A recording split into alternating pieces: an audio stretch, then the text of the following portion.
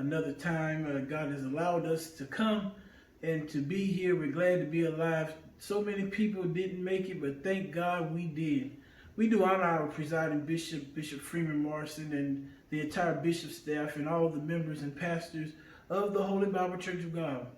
We thought it necessary. We've been hearing a lot of talk about COVID-19 and a lot of people saying you shouldn't come into your churches, and a lot of people saying you should go into your churches. And we wanted to make sure that our people were prepared no matter what they decide to do. We want to start off by telling you that the bishops, and nor myself, nor the Holy Bible Church of God is telling anyone to go back into your church buildings. That's solely the decision of the pastors, and we want to reiterate that we are not telling you to go back into your building. The same token, we're not telling you not to go back into your building. It's under the discretion of the pastor, but we want you to be prepared whenever you go into your building. It's just common sense. One day we're going to go back into our buildings, and there's a lot of things we can be doing now to prepare for that, and we've been doing a lot of research, studying CDC reports. North Carolina has been sending out various reports for churches that are beginning to reopen. And whenever you decide to reopen, we want you to start preparing now for that day, whenever it might be. A few things that all churches should have received. If you haven't received, you will be receiving. This very paper here is called Know Your W's. It's from the state of North Carolina. The governor wishes that these be posted on all churches at an entrance point. And all it tells you is the 3 W's are wear a mask, wait 6 feet apart from each other, and to wash your hands as often as possible. The next thing it tells you to do is to please not enter the building if you have a cough, shortness of breath, fever, chills, muscle pains, headaches, sore throat, loss of taste or smell. And they just want you to post this at entrance points to remind people that if they have any of these symptoms, that they really don't need to be potentially infecting other people. So we just want you to be cautious of this. If you don't have one of these, you will be receiving one of these. Now, we thought to just do this just to our pastors and just to our leaders of our church, but we thought that it needed to be done to our congregants as well. Reason being that there's some things that you can do to help prevent the spread of this disease. There's some things that you can do to help us prepare for whenever we reopen our church buildings. One thing that we do need to do before we open our church building is to do a detailed cleaning. And this isn't necessarily because of COVID-19. It's just a perfect time to go in and do a little spring cleaning. You know, certain things that you need to be cleaning for COVID-19, such as your doorknobs, they need to be cleaned. Your microphones, also your microphone covers, your seats needs to be cleaned. Your walls, your baseboards, all those sorts of things need to be cleaned. The CDC is recommending hot soapy water. After you clean with hot soapy water, they ask you to then go over it again with a disinfectant.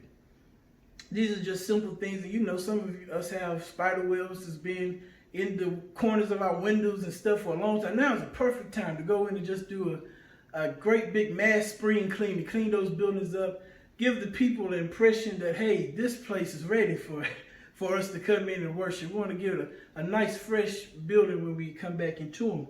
So we need to go in and we need to do a detailed cleaning of our buildings. And you don't have to wait until it's time for you to go back into your building to do those things. These are things that you can be doing right now.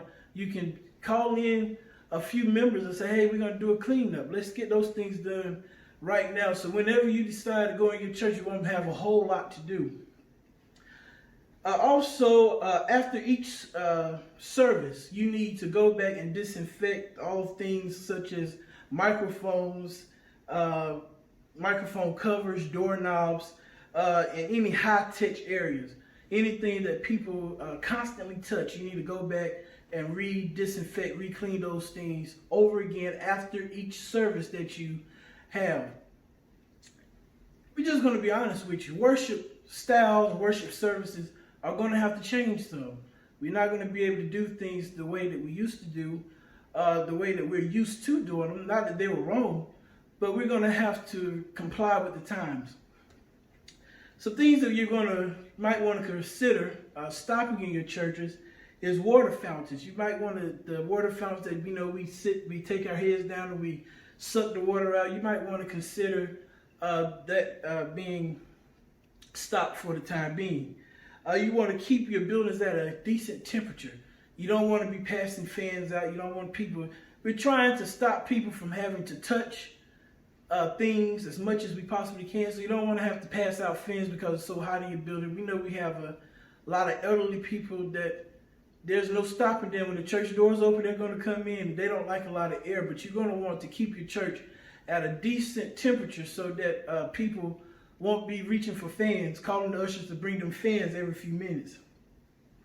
Also, gathering around the altar. We know in our churches there is a tradition that we all gather around the altar for prayer, but we're going to recommend that you cease from that for just until we get this disease under control, that you cease from doing that and you take time and just pray at your seats. Also, the passing of offering pans is also discouraged. Now, this is not something we're just coming up with. This is the state of North Carolina, and the CDC has asked us not to do these things. We know you can put a box in, have people to drop the offerings in a box. You can give your members an envelope and have the members just come around the table and drop their envelopes on the church. Encourage your members to bring correct change, not to be coming to the offering table and expecting us to give them change. Have them have correct change. They know what they're going to give. We all know we're going to give most of the time before we even get to church. So let's have correct change so we don't have to do a lot of passing money back and forth. Also, we know it's a strong desire that we have, it's a strong tradition that we have, that we lay hands. But we're going to ask that you refrain from laying your hands. God can work by you speaking the word as much as he can from you laying your hands. So we're just going to be cautious. We're not putting limits on God. We know who God is, but we want to, if we open your church back up, we want you to have these precautions into place. Also, large choirs are being discouraged.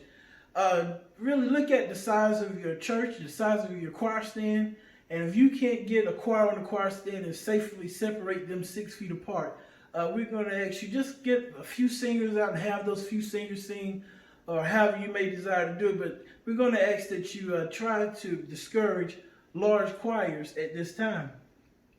Also, passing of microphones. We know a lot of times we all use the same microphone. A lot of our churches don't have a lot of microphones, so this person uses it, we pass it to the other person. We're going to ask you to discourage that and just try to get one standard microphone that they're going to use. You've cut back on some of the stuff that we do that requires a lot of talking. These little things are going to help. If you do have to use other microphones, we're going to ask that you go out. You're going to have to spend a little money to prepare for COVID-19 and buy you some extra microphone covers. You wear a glove, change that one microphone cover, and replace it with another one before somebody else uses that microphone. There's ways to do things. We just have to be willing to spend a little money and be cautious on how we do it. If you have larger congregations, consider multiple services or either spacing the congregation throughout the building. If you know you cannot safely sit your congregation inside your church building 6 feet apart, consider maybe putting part of the congregation in the sanctuary, part in the dining room, part in another part of the congregation, another area within the church whereby you will not have a crowd of people. Now, the CDC is requiring that it's not just 6 feet per person, but 6 feet per household. So if a family of 4 comes in, they can sit together. And then you want to separate another family that might come in and put them 6 feet away from that family. So that does help us quite a bit with trying to get our congregations in our buildings. And I've been telling you, the churches are going to have to spend a few dollars to really prepare for COVID-19. Some of the things you're going to need if you decide to open your church, you're going to need hand sanitizers. You're going to need hand sanitizer in the entrance and exits of your buildings. And you need to put some all around your buildings as well. Most of us have window sills, and you can sit a little bottle in your window sills or whatnot. Just place them around the church so that they're easily accessible for people to use. Make sure you have plenty of hand soaps located by your sinks in your bathrooms and paper towels and things of that nature.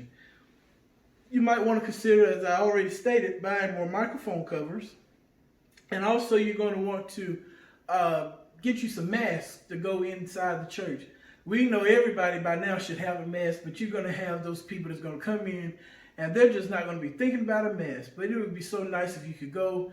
If you can find them, you're going to probably have to order them and get you some masks to go in your church so they can be easily accessible to your congregants so that they can stay safe while in the church. Also, you're going to want to invest perhaps in seating charts.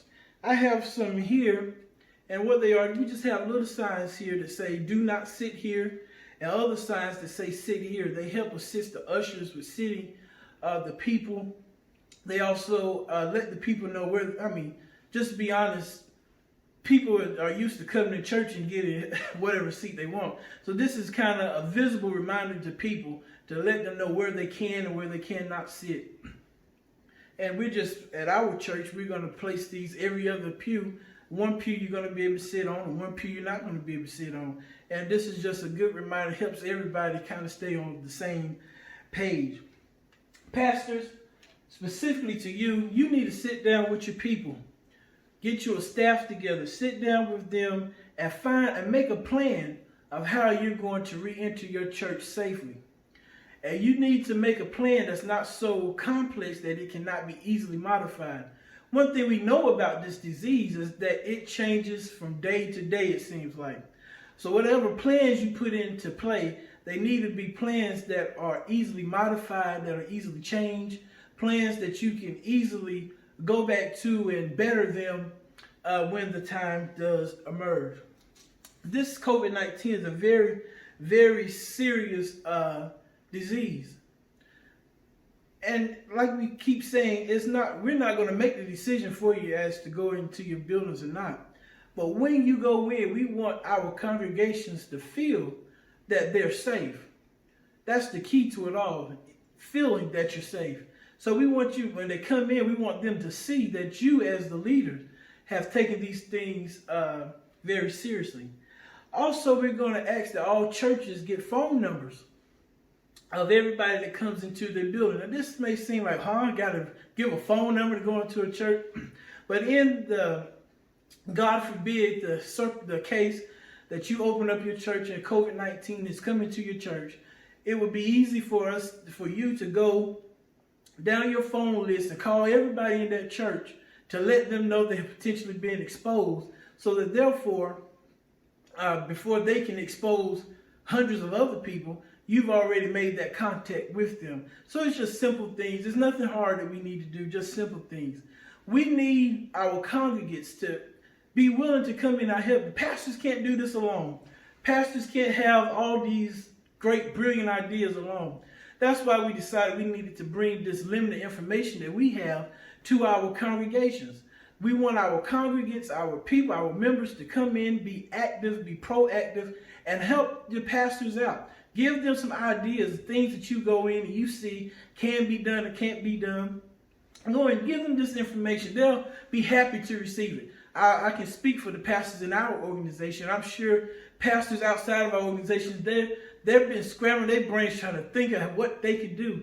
And if the people would just come and tell them, hey, I think we should do this and I think we should do that, I think they would greatly appreciate it, because I don't care how spiritual you are, 2 minds is always better than one. So let's help our leaders out. And when we have these days of cleaning up, perhaps we're going to need more staff to clean.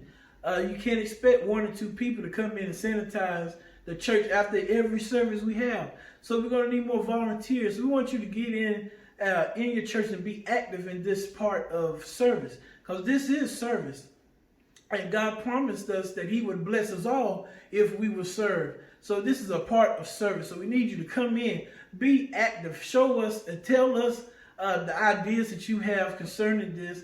Don't be all negative, but give us those ideas that can help better our churches. We know you might not be going back into your churches tomorrow. You might not be going in next month. But whenever you do go back into your churches, We want you to be prepared for these changes, because we can just be honest. This is our new reality for the very foreseeable future. So we need to be prepared, and no time is greater than now to prepare ourselves for these things. You may not have the finances to do it right now, because some of these things are expensive. We have some churches I know of now that are putting air quality purifiers, I would say, in their churches to help keep the air clean. And some things that we might do, they might be sort of expensive. You might not have the money to do it, but if you start early and not try to buy everything all at once, it'll really help. That's why we wanted to get out here.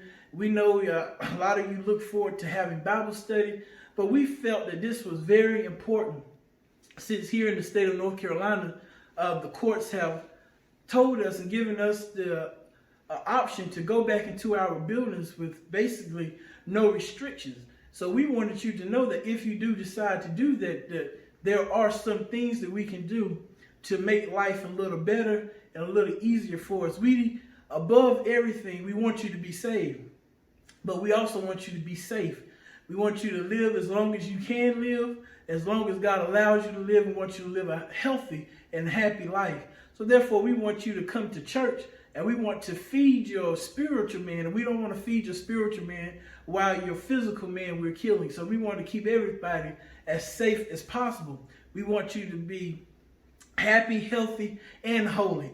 That's my new saying right there: happy, healthy, and holy.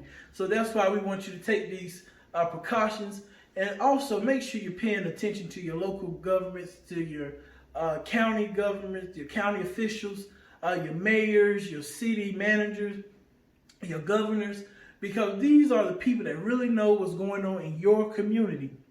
Maybe in my community there's no outbreak, but in your community there may be an outbreak.